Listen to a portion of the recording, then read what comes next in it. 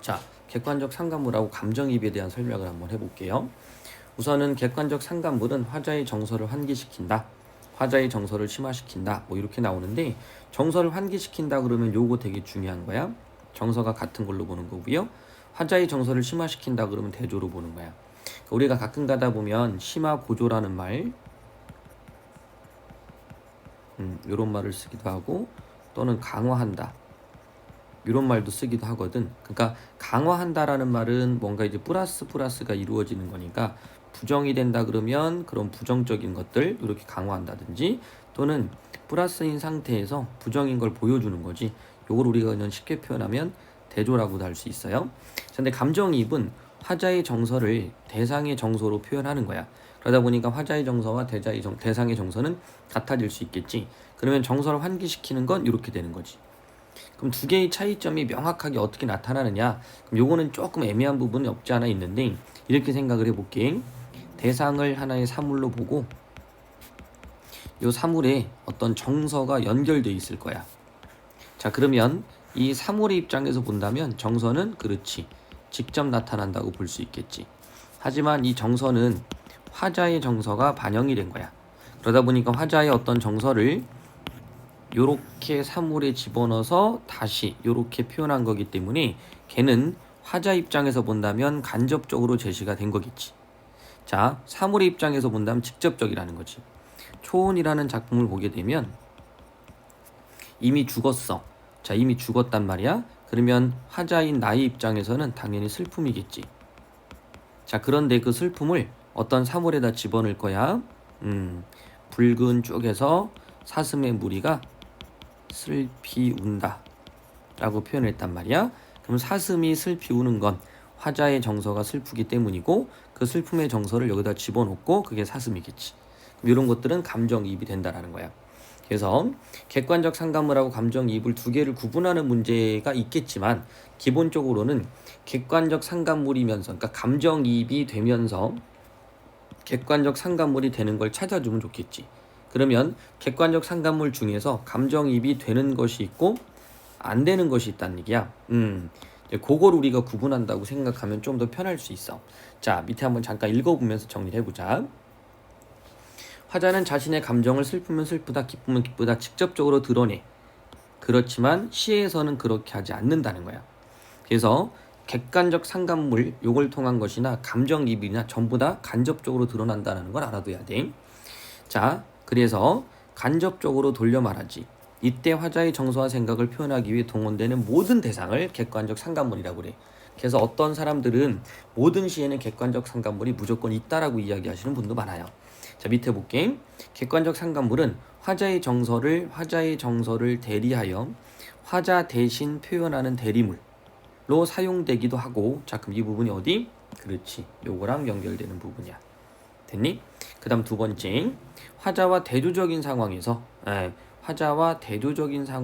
화자의 심정을 자극하는 자극물. 자, 그럼 이건 어느 부분? 그렇지, 이쪽 부분일 거야. 됐지? 그래서 화자의 정서적으로 동일시된 감정이물로 사용된다. 또 화자와 정서적으로 동일시된 감정이물로 사용된다. 자, 그러니까 만약에 화자의 대신 표현하는 대리물이면 요것도 화자의 정서가 비슷하지 않겠냐? 얘는 화자의 정서와 동일시됐다라고 하면 이때는 직접적으로 나타나지 않는 부분인 경우도 많다라는 거지. 그래서 요거는 두 개를 구분하려고 하지 말고요. 요거랑 요거를 구별하려고 하지 말고요. 아까 말한 대로 객관적 상관물 중에서 감정이입이 되는 것과 되지 않는 것을 구분하시고, 실제 문제는 요것도 출제가 많이 되지만 이 감정이입이 화자의 감정이입이냐 대상의 감정이입이냐 요걸 고르는 문제도 많다라고 그랬었지. 그때는 뭐라고 그랬어? 이 화자와 대상이 어떻게 위치가 동일시 되느냐 안 되느냐 또는 관찰하느냐 그렇지 않느냐 이런 차이도 좀 있다고 그랬었지. 자, 밑에도 한번 읽어볼게. 구체적으로 들어가 보자.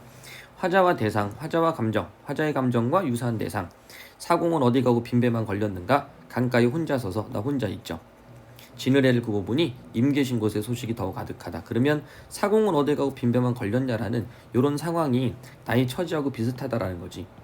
됐죠? 그래서 밑에 보시면 사공 없이 비어있는 배고 임과 떨어져 홀로 있는 화자야.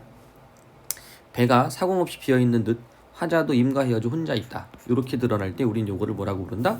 그렇죠. 감정이 투영됐다고 보는 거야. 그래서 여기 보시면 화자의 감정이 대상인 배에 투영 또는 의탁되었다고 표현한다. 그래서 이런 부분들이 화자의 정서를 뭐한다? 환기시킨다고 볼 수 있는 거지. 굉장히 중요한 문제니까 한 번 정도 체크를 해주실 필요가 있어요. 자, 그 다음 요건 이제 좀 이따 감정이입하고 다시 정리를 한번 해줄게요. 반대되는 거.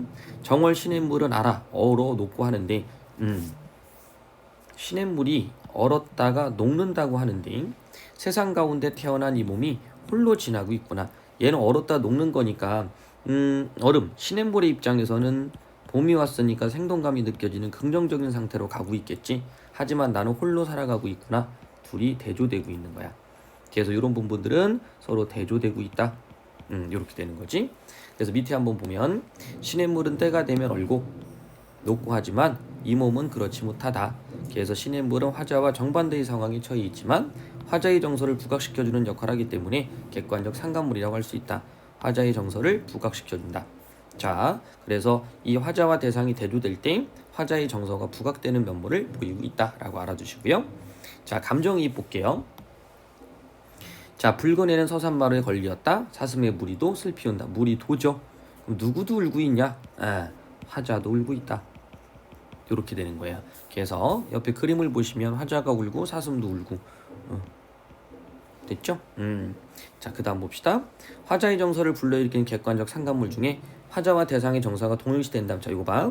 객관적 상관물 중에 화자와 대상의 정서가 동일시된다면 감정이입 대상물이라고 할 수 있다. 자, 그러면 앞에 부분, 자, 화자의 정서를 환기시키는 이 부분은 감정이입이라고 하셔도 괜찮습니다. 근데 명확하게 이걸 구분하는 내신 문제들이 있으니까 구분은 해주셔야 돼요. 옛날에 한번 요 얘기했어요. 맵버들 골라 꺾고 요거 얘기 한번 했었죠. 나중에 시험 볼 때 다시 한번 이야기할 겁니다. 자, 감정은 다시 갑니다. 여기 감정은 인간만이 느끼는 것이기에 동물인 사슴이 슬피운다는 것은 자, 중요한 게 있어. 자, 감정은 인간만이 느끼는 거지. 그래서 아이들이 감정이입할 때 잠깐 혼란스러워하는 게 의인법이야. 자, 표현 방법은 복수로 정답이 될 수 있다고 그랬었지. 자, 그럼 여기서는 감정이입을 먼저 찾고 감정이입이 없다 그러면 무슨 문제? 그렇지, 의인법으로 낸 문제야. 만약에 감정이입이 있고 의인법이 있다면 이때는 감정이입이라는 걸로 골라줘야 돼. 표현 방법이 좀 더 구체적인 걸로 찾아주는 게 낫고요. 그 다음에 이 두 가지가 다 답이 된다라는 건 어쨌든 나중에 따질 일이고 우선은 가장 먼저 이 단원에서 감정이입을 고르는 문제이기 때문에 이렇게 보시고요. 감정이입은 이미 의인화가 되어 있다라고 알아두시면 돼요. 자, 그 다음 가볼게요. 동물인 사슴이 슬피운다는 것은 화자의 슬픈 감정이 사슴에 이입된 것으로 이해해야 돼. 다른 자연물이나 사물이 슬프다, 기쁘다, 외롭다, 즐겁다 등의 감정을 표현하고 있는 경우도 마찬가지지. 자, 정리 한번 해볼게요. 화자의 정서를 환기시키는 모든 대상 객관적 상관물이다.